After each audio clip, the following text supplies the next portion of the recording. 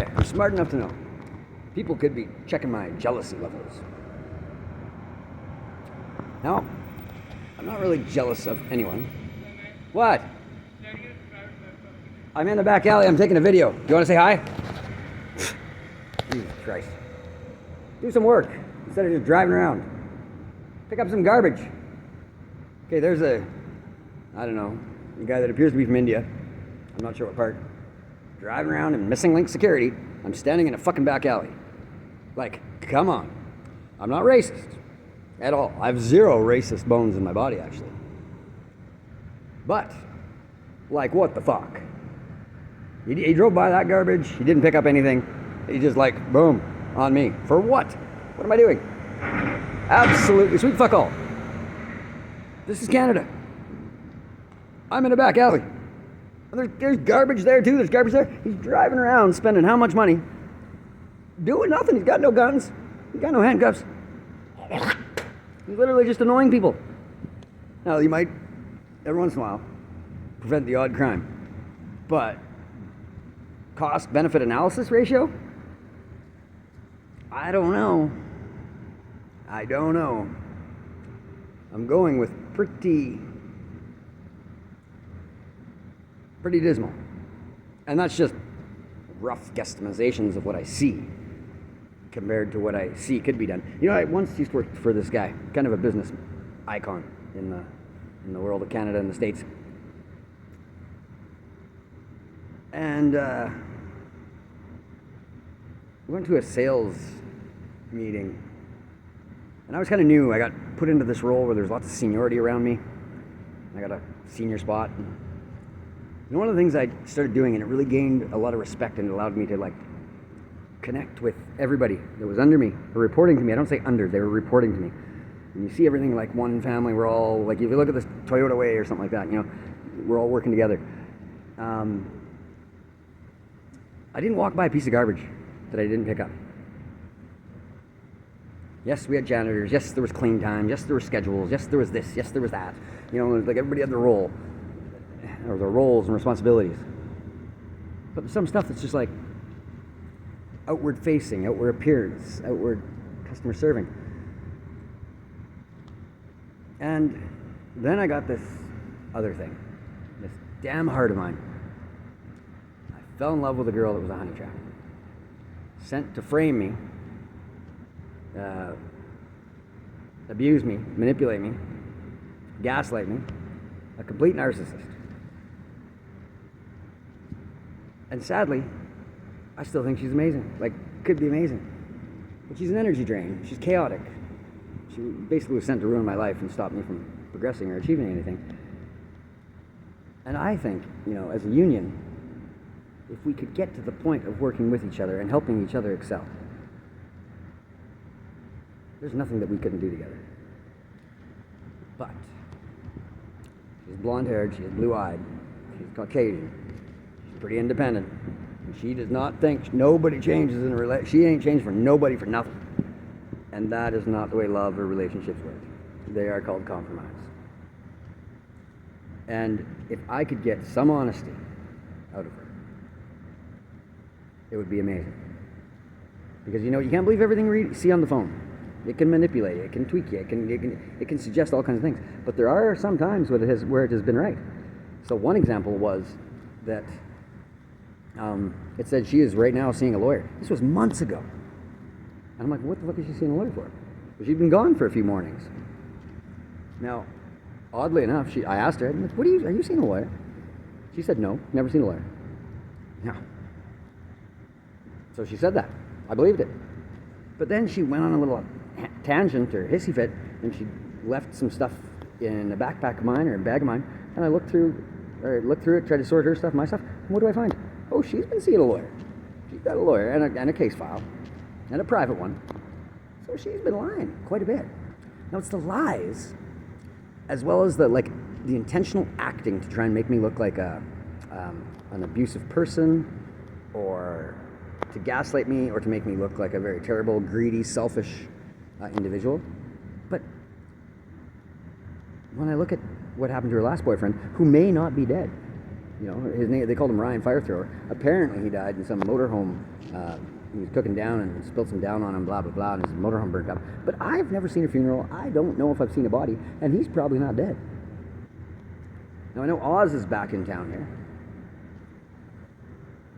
And, you know, I've learned a lot of people that are, like, destitute. I call it destitute. So homelessness is kind of a destitution when you live in one of the wealthiest countries in the world. Will do fucking anything for money. So you look at the people in the homeless shelters, you look at the people in these, like, subsidized living, like Mamas for Mamas, or like single parents, or like Ellis Street Place. They'll do anything for money. And then if there's a group of them together, then they call it a hive. It's like a team. Maybe the Metro Church would be one. Maybe the Unicorn or Unitarian Church would be another one. The Witches would be one. And they'll do anything. And with the right amount of information, they can plan their own attacks on who? Well, let's just say they're trying to target a single individual. Let's say it's me.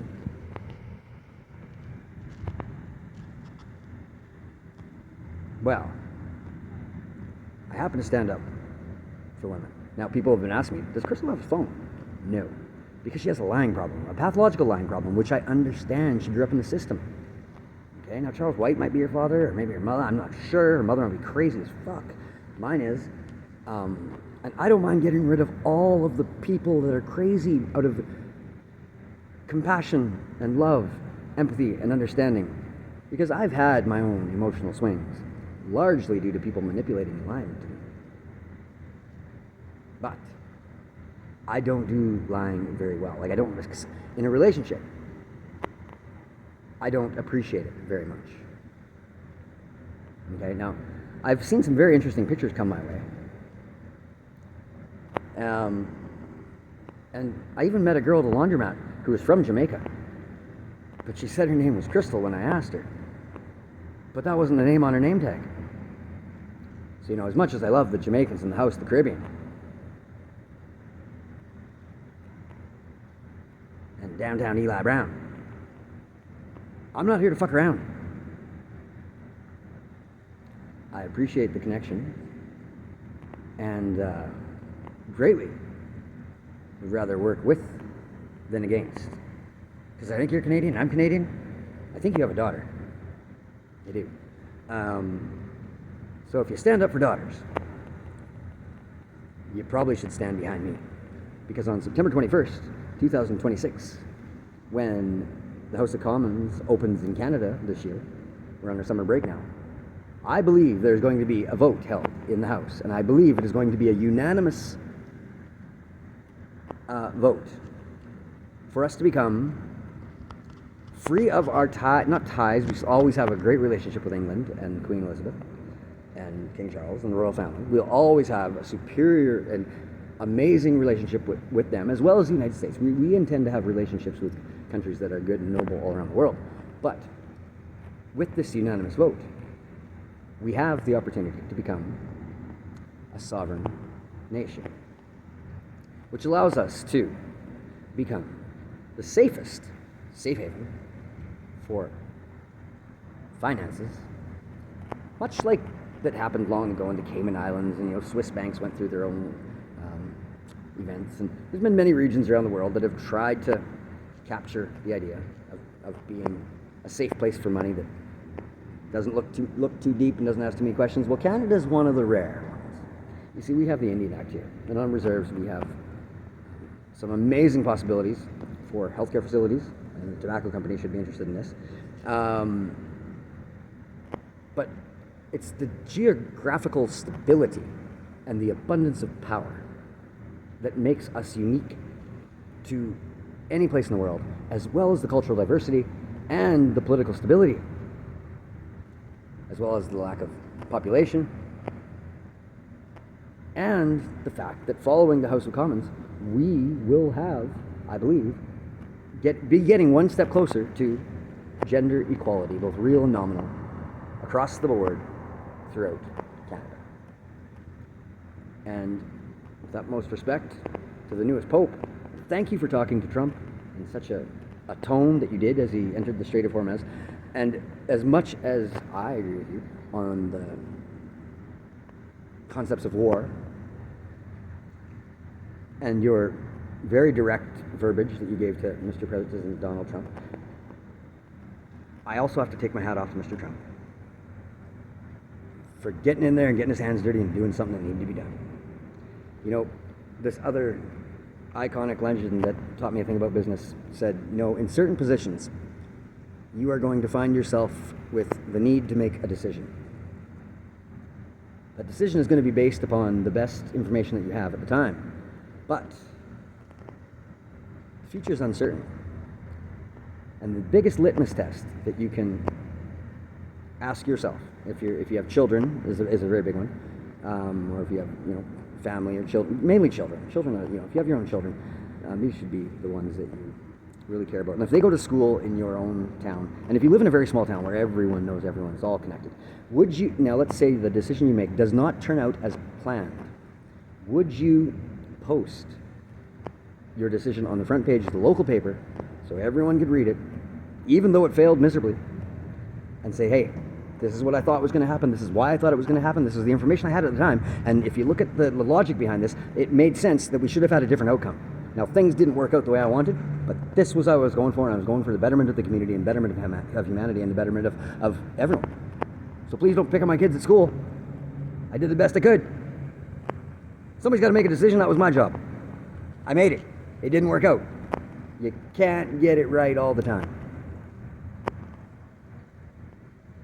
Be good, be kind, and sometimes do stuff that the divine even has to look the other way. But you know, he's rooting for you.